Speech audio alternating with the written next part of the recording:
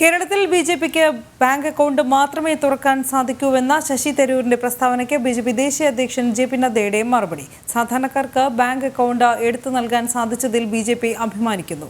Vote bank മാത്രം ആലോചിക്കുന്നവർക്ക് അതിന്റെ വില മനസ്സിലാകില്ലെന്നും ജെ.പി. നദ്ദ വ്യക്തമാക്കി.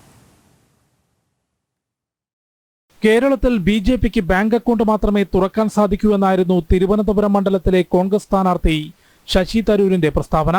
സാധാരണക്കാർക്ക് ബാങ്ക് അക്കൗണ്ട് എടുക്കാനുള്ള അവസരമുണ്ടാക്കിയത് നിസ്സാര കാര്യമല്ലെന്നും അതിൽ അഭിമാനിക്കുന്നതായും ഇതിന് ബിജെപി ദേശീയ അധ്യക്ഷൻ ജെ.പി. നദ്ദ എക്സിൽ മറുപടി നൽകി. വോട്ട് ബാങ്കും ഒരു കുടുംബത്തിന്റെ ബാങ്ക് അക്കൗണ്ടിനെ കുറിച്ചും മാത്രം ചിന്തിക്കുന്ന കോൺഗ്രസിന് ഒരിക്കലും അതിന്റെ വില മനസ്സിലാകില്ല.